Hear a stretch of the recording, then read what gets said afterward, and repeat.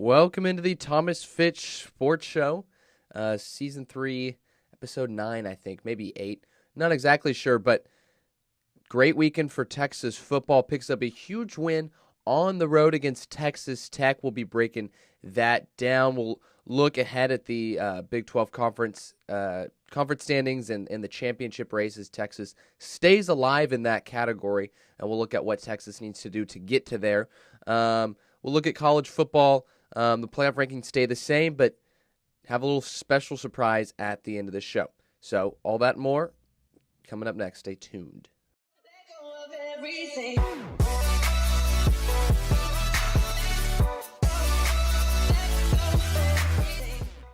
All right, so the thing for the Longhorns was coming into this week against Tech. They needed a win to stay alive in the Big 12 race. Do that, 41-34 win over Texas Tech. Huge win coming on the road, especially granted against backup quarterback, but Jett Duffy, definitely not a slouch at backup. Played a great game. Tech, again, started off quick. Something that Texas has struggled with is starting off 8 of the 10 games the opposing team has scored first. Tech did that again. They were up 7-0. Looked like it was going to be 14-0. They had a third down on, I want to say, the Texas 3, and Duffy got pressured, throws an interception to Devontae Davis. We'll talk more about defense and turnovers in a little bit, but that kind of turned the game. That was really the turning point of this game for Texas. They go down. They just kick a field goal there, but then they're able to explode and go on a little bit of a run. They're up bigger in the second half, up 17, and then Tech starts coming back. Again, that's something that we will talk about in a second, because a lot of people have kind of criticized Texas for giving up a 17-point lead in the fourth quarter, even though they won. We'll talk about why that happened, why it was more than just the defense falling short. There's a lot of external factors that I think people aren't always looking at of why that happened. So we'll talk about that. LJH, Lil Jordan, Humphrey coming in clutch. Again, like I said, Tech tied it up. Texas had a into the game drives down the field with about 20-something seconds left. Ellinger finds Lil Jordan in the end zone, the Crabtree corner, and he steps in the end zone to give Texas the win. So let's go ahead and break down the offensive performance. It was another great performance by the offense. They really have, ever since the Baylor game, and even when you look at the Baylor game, that was playing with Buechele. So really since the Kansas State game, offenses look great. Ellinger's looked really good. Ellinger was 22 of 34, 312 yards, 4 touchdowns. So a great game for Ellinger. He keeps being clutch, obviously leading the team on a game-winning drive. So Ellinger, great game. Watson and Ingram both had good games. Trey Watson had 18 rushes for 58 yards. Ingram 14 for 83. And really feels like Trey Watson has kind of made a step up the last 2 games from where he's been, even though Ingram outrushed him and had a better yard per carry average. Watson is doing a much better job of keeping his feet and moving his legs and fighting for those extra yards. And that's something that really hadn't been there for him at the beginning of the season, so it's good to see him improve. Ingram also had a couple times where he broke some tackles. That's one thing I think he struggled with, is there's so many times where he kind of breaks through the line, has a big hole, and then just gets tripped up. And we've kind of been waiting to see that explosion, see a big breakout run. Still not like a 50-yard run, but he had a good 26-yard run where he kind of not hurdled over a guy, but just kind of high-stepped out. And so it's good to see the running backs improving. Obviously, Lil Jordan having an incredible game, 8 receptions for 159 yards. Colin Johnson didn't play, had a knee injury, and so stepping in was Gerard Hurd, and Hurd had a great game, 6 receptions, 54 yards. Duvernay had a great touchdown catch, one of his 2, but he was 4 receptions for 66 yards. So overall, offense looked really good, and I think one thing you have to remember when you look at the offense in this game, and really against Oklahoma State, against West Virginia, is while they look good, Texas is going against teams with poor defenses. And I wouldn't say that discredits the performance. I think you still look at it and say, okay, yeah, Texas played great. And if the offense was worse, they wouldn't have been able to do this good. But I think you also got to take it with a grain of salt and say, okay, yeah, this is a good Texas offense, but they're playing against Big 12 defenses all the time. And so naturally, they're going to look a little bit better. And to an extent, I think that may be why you don't see guys like, you don't see Ellinger being talked about at all in the Heisman race, even though he has the fewest interceptions since week 1, alongside some, I'm not sure if it's 18 or 20-something touchdown passes, averaging 300-plus yards per game and doing a lot on the ground. LJH, there's no reason that Lil Jordan shouldn't be in the wide receiver of the year category. He's just unguardable at this point. But again, when you're going against Oklahoma and West Virginia and Oklahoma State and Tech, teams with no defense, your stats are going to be padded a little bit. Now, regardless, these guys look really good, and I think there's a lot of hope in that. And this was what I was saying last week is, this was never going to be a Texas team this year who was going to win the national championship. They might contend for a little bit, but they were never going to win a national championship. And so that's why you have to look at the season and say, you know what, they're going to lose some games, and that's okay, but they're building for the future. Sam Ehlinger is the future of this team, and he still has 2 years left. And that's the reassuring part is this is a 2-year process. And the goal for Tom Herman, and I'm sure for Ehlinger, is the 2020 season. Next year is going to be the tune-up, see how good you can do, maybe make the college football playoff, and then 2020, you come back, he's a senior, you have all these guys, Caden Stearns, B.J. Foster, all the young guys up front, all the young receivers, Malcolm Epps, Brennan Eagles, Josh Shimore, and all the new recruits coming in. All of a sudden, those guys are sophomores, juniors, seniors. And so that has 2019, 2020, that's what you're building towards. And I think Longhorn fans need to remember that and need to be patient with that. And I think the same could be said about Texas basketball. We'll talk about that probably more next semester when we get into basketball, more into the heart of basketball season. But I think that's important to remember is you got to be patient with this team because this is a good team, but this is still a young, developing team that has some work to do. So speaking of work to do, let's go to the defensive side. The defense gives up 34 points in this game. And really could have been worse if it weren't for 3 red zone turnovers. And, it is crazy. I've talked about this the last couple weeks, but it is crazy how much of an impact getting turnovers and forcing sacks has. Against Oklahoma State, against West Virginia, 0 sacks, 0 turnovers.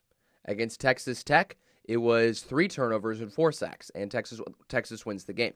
And not only was it those 3 turnovers, like I mentioned before, the Devontae Davis interception in the end zone that was brought on because Duffy was under pressure. There was that one. There was Devontae Davis getting the strip and the recovery in the not in the red zone, but like inside the 30. Then you have Chris Boyd ripping the ball out of Duffy's hand on like the 23-yard line. And so those turnovers were huge because it stops the momentum of Tech, gives Texas the ball back. And that was what we hadn't seen the last couple games. And that change was huge and is the reason that Texas won this game. And I know a lot of people are talking about the how Texas gave up 17 points, as Arya Basami says, Jet Duffy is a tortilla. I don't disagree with that. But Texas gives up 17 straight points in the fourth quarter, and a lot of people say, oh, this is just another example of the defense collapsing. But there are a lot of factors that when people are saying that, they're not taking into account. This defense is really banged up, and especially in the fourth quarter. Secondary-wise, without Caden Stearns, Devontae Davis, Brandon Jones. 3 of your 4 starters you're without. On the front, you have Chris Nelson, who's banged up. You have Brecken Hager, who's banged up, who's not being able to play every down, who literally is standing up shaking in pain because he's playing with a dislocated elbow that he dislocated last week. And I just want to take a second to talk about how crazy that is. That's normally a 4 to 6 week recovery period, and he's playing a week later. That dude is on something else. He is a true football guy, Brecken Hager. And he had a great game, too, for having a dislocated elbow. But, like I said, 3 of the 4 secondary starters hurt. Nelson banged up, Hager banged up, Marquez Bimich, a backup on the D-line, hurt and out for the game. And so when you look at that, it's no surprise that Texas gave up 17 points. And of those 17 points, what happened was there was a couple questionable calls. And again, I don't like to say that a ref affected the game, But there were a couple of times where they did not even look at some questionable calls. They didn't go back and review it. And that's something that frustrates me because if you're going to, like, I'm fine if you make a call and then say, we're going to go back and review it. That makes sense. That makes sense because it's saying, you know what? Didn't have a great view of this, but we're going to go back and look at it. The fact that the refs didn't even go back and look at a couple key plays. One was a almost interception by B.J. Foster in the end zone. Tech ended up kicking a field goal there. The next drive, they get the ball back, and there was a questionable catch on the sideline, like a 30-yard reception down the sideline where his foot was maybe in bounds. Just couldn't tell from the look, and they didn't review that. And so those are situations where it's not even like the officiating, it's the decisions to not look at the play and say, you know what, we maybe should have overturned that. So that would have been great to see. So you take into account injuries, some possible missed calls / missed reviews, and then Tech pulled off a perfect / lucky, not sure which, probably a little bit of both, onside kick. The Tech kicker literally drilled the ball right at like the face of PJ Locke when Texas wasn't expecting an onside kick. This was about maybe 10 minutes left in the fourth quarter, so you're not really expecting an onside kick when you're up 14. But line drive kick, PJ Locke puts his hands up to keep from getting hit in the face. The ball bounces right back to Tech, and they recover it. And that's one of those cases where, you know what, like, there's not much you can do about it. Like, I don't care how good of a team you have.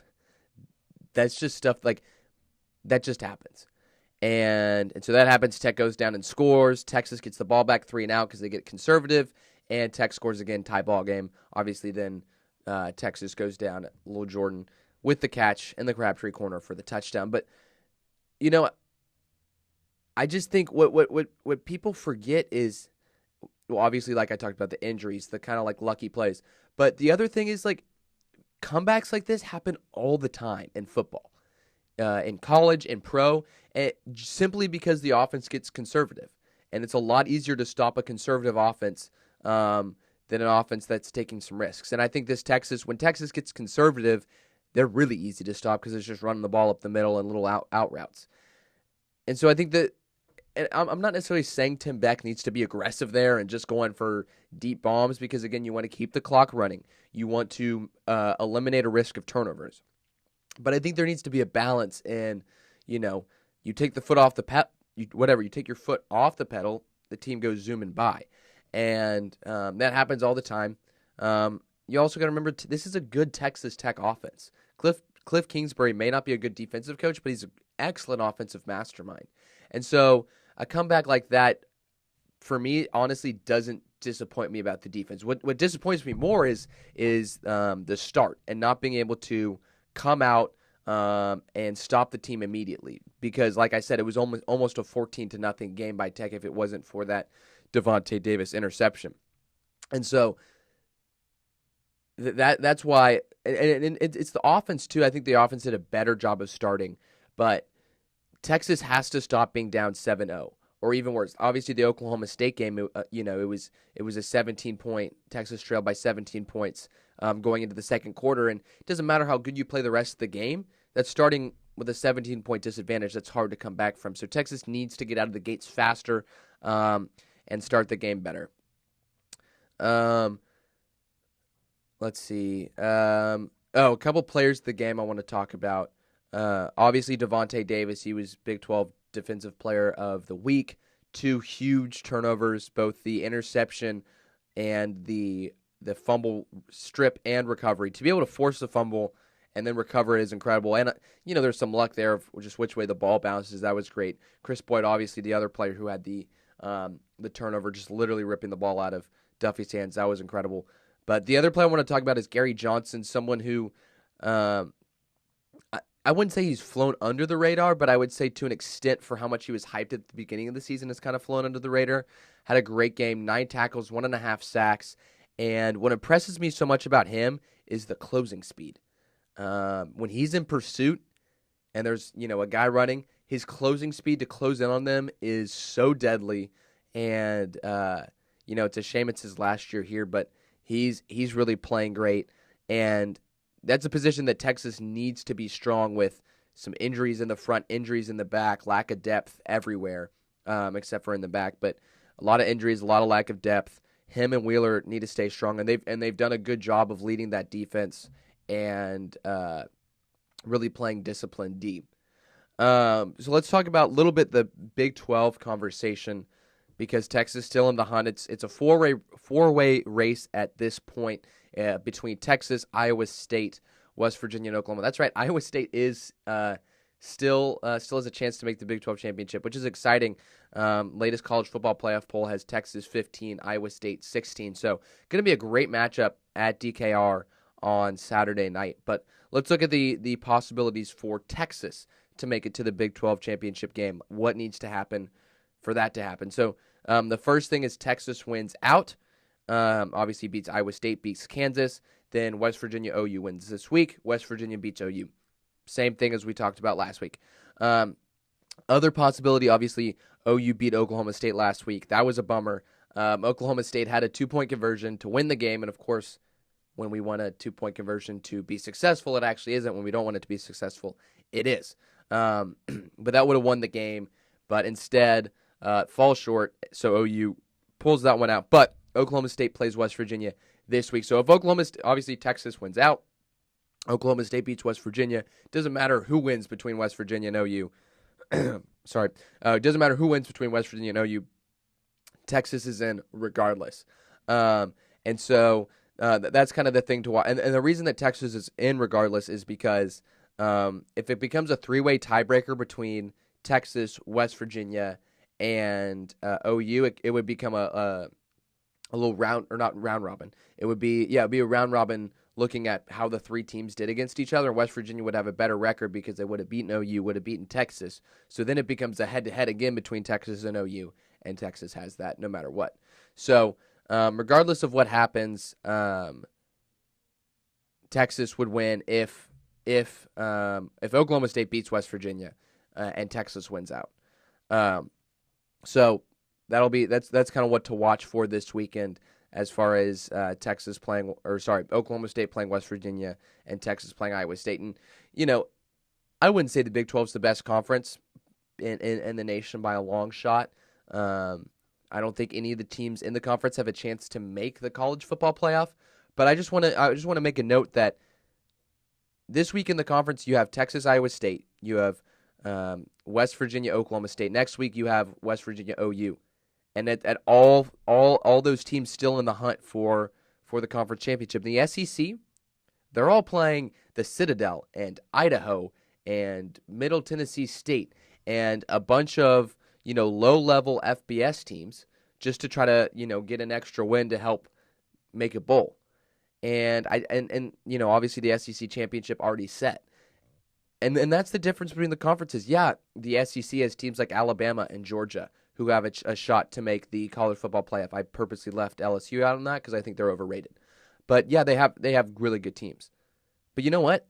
The SEC isn't that fun to watch. And some people might disagree, but I've watched very few SEC games this year. Honestly, some of the most fun games are A&M's games because they don't have a great defense. And I'm not saying, I think somebody made this point that there's an extent where scoring back and forth and back and forth and back and forth gets a little boring. But it's still more exciting than watching a team win 9-6 or watching Alabama win 24-0 against another ranked opponent. Or 29-0 against LSU at home, on the road. And that was a primetime game. And so that's the thing about the SEC is the SEC is just not fun to watch. I don't care if the teams are good. I'd rather watch Arizona State play Utah at 10:30 at night than watch Alabama play LSU again. Just because it's not going to be a good game. And even if it's close, it's not pretty. And okay, I'm go back on the not pretty. Because Alabama plays really good football. But seeing a 3-0 game, a 9-6 game, a 24-0 game is not that exciting. And I think some people would disagree. And to an extent, look, it's fun to see teams play in a low-scoring game. But when you're watching football all weekend, you get tired of that. So that's just my little, Big 12 may not be better than SEC, but it's more fun to watch. And same thing like Big 10. Big Ten's more fun to watch than the SEC. Pac-12, the ACC. The ACC is full of crap teams in Clemson, and I'd still rather watch, NC State play Florida State than watch Alabama LSU.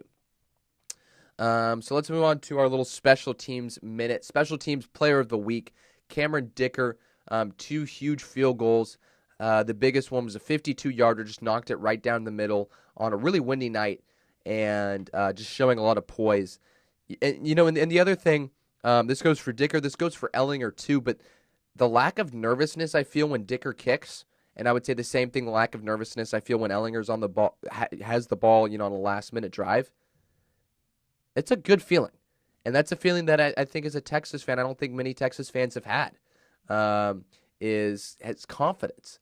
And I think someone was talking, I think it was Lil Jordan or someone else on the team was talking about how much confidence this team has.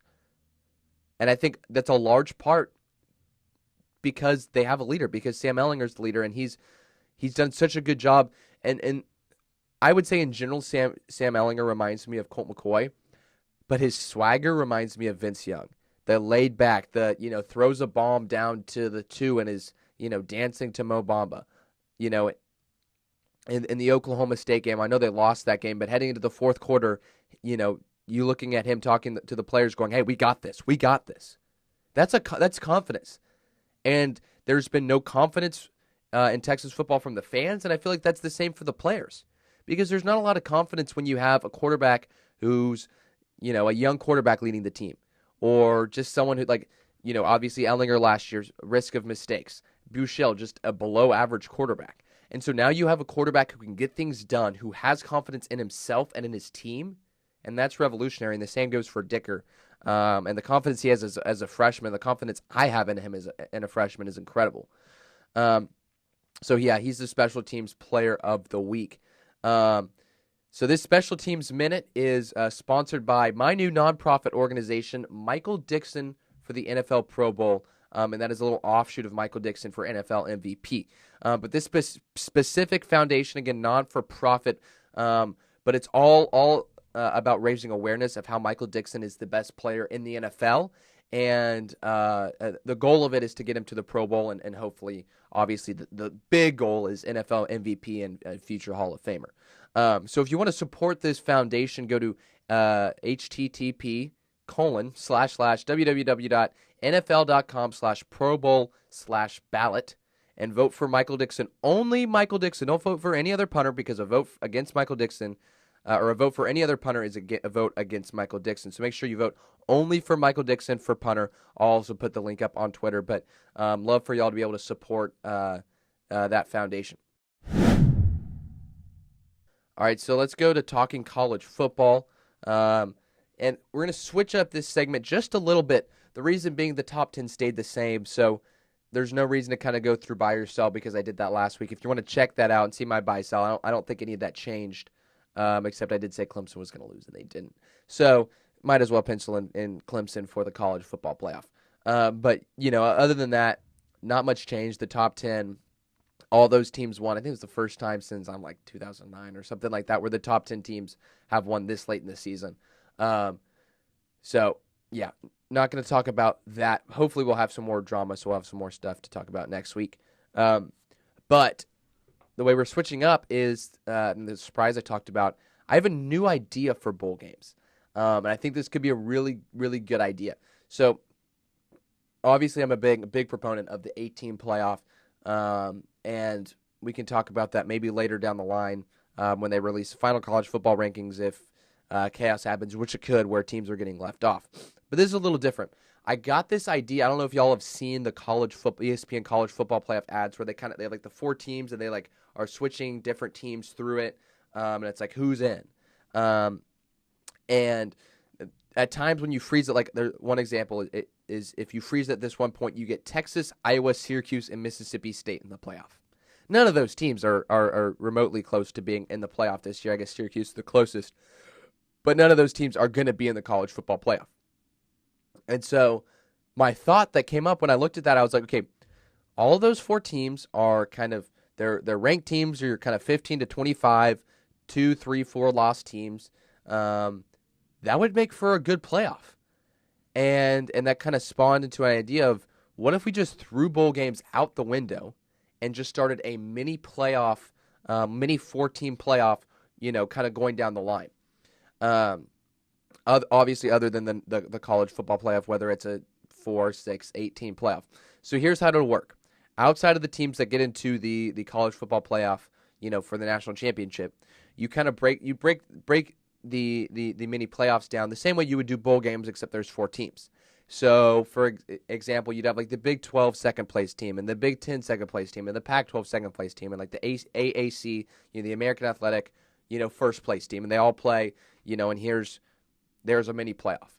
And you kind of work that down to where you have it, SEC 4 and Big 12 3 and Big 10 5, something like that. And I think that would get like bowl watching viewership numbers up. I think that would drive a lot of revenue.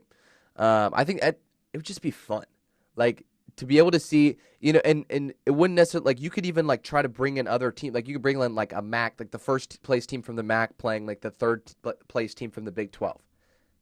Just like fun stuff like that to try to like get some experimentation of, how good are these non-Power 5 teams.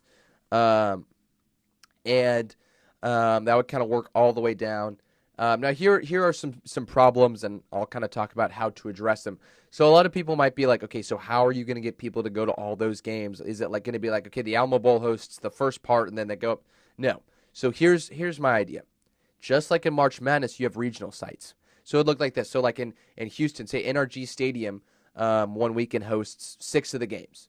And so Friday, you have a game at 11, you have a game at 3, you have a game at 7. Saturday, the same thing. And for a ticket, you just buy a ticket for maybe that day or that weekend, and so you just get to go sit in a stadium and watch college football all day long. And I think that would definitely drive revenue. And so you kind of have those, and then the next weekend the winners play in the championships, again, Friday, Saturday at that stadium. And you have that happening all, Houston and Dallas and Phoenix and Tampa and all over the place for those bowl games. Now, I think there may have to be a cutoff. If this was to happen, you might have to say, only a certain, like, make the minimum like a 7-win like season or something like that, just to try to get, so it's not just like, where we have like 100 teams making bowl games like it is this year or whatever. But I think that'll be a fun idea. I don't think it'll ever happen, but if you're on the college football playoff committee and you're watching this, maybe be like, hey, let's do this. Just throwing it out there. But I do think it'd be a fun idea. I think there could be some good articles written about that, like, throwing 4 random teams in a playoff and what would happen, or like 4 like level teams from like all different conferences.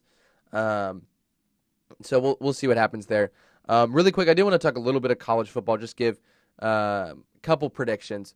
Obviously, I feel like my top 4 and nobody's top 4 has really changed in a while. It's Alabama, Clemson, Notre Dame, Michigan, just because those teams keep winning. And the teams behind them haven't had any more impressive wins. Obviously, Georgia, it's going to come down to, can they beat Alabama in the SEC championship game? Michigan's going to come down to, can they beat Ohio State and then Northwestern in the Big Ten championship game? Notre Dame really comes down to this week at Syracuse, if they can win that.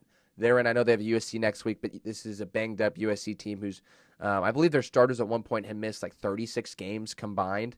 And so I think, all these teams are down to like one or two games. It could get chaotic if, say like Georgia beats Alabama. So now you have a 1-loss Georgia SEC champion. You have a 1-loss Alabama who lost the SEC championship, but they're Alabama. You have a Clemson, you have Notre Dame, then you have 1-loss Michigan or 1-loss Ohio State, and then you have 1-loss Washington State or 1-loss OU or what. It could get crazy, and I think I've heard some things, people saying, if you get a 1-loss team left out from the playoff who is from a Power 5 conference, we're going to a 16 playoff next year immediately. So that's going to be interesting to watch if some teams, an OU, a Washington State, West Virginia, if one of those teams can have 1 loss and not make the playoff, that could happen. But I don't think there's any reason to say that the top 4 is going to change. As of this point, I think the top 4 right now appear to be the best 4 teams in the country, and I think it's hard to deny that. And so as far as that, the college football playoff is working well right now. I do think a couple teams that are a little overranked. LSU, I don't know why in the world they're ranked 7th. Which again shows more SEC bias They have no chance of winning the college football playoff because they're out of the SEC title race. So why are they ahead of they're ahead of Washington State? Why is that? Yeah, they beat Georgia, but they lost by almost 30 points at home to Alabama. That shouldn't happen. Also, Kentucky's ranked 17th ahead of Washington. Both teams have 3 losses, but Kentucky's looked really bad in their 3 losses. Even their wins haven't looked good, so I think they're a little overrated. I do love the fact I think Texas 15, Iowa State 16. I think that's good, and I think that'll set up for a really exciting matchup Saturday night, 7 o'clock at DKR. Anyways, that's all we got from the show. Not exactly sure if we'll be doing one next week because of Thanksgiving break, but we'll definitely be back after the Kansas game 2 weeks from now. So from the Thomas Fitch Sports Show, I'm Thomas Fitch. Hook 'em horns.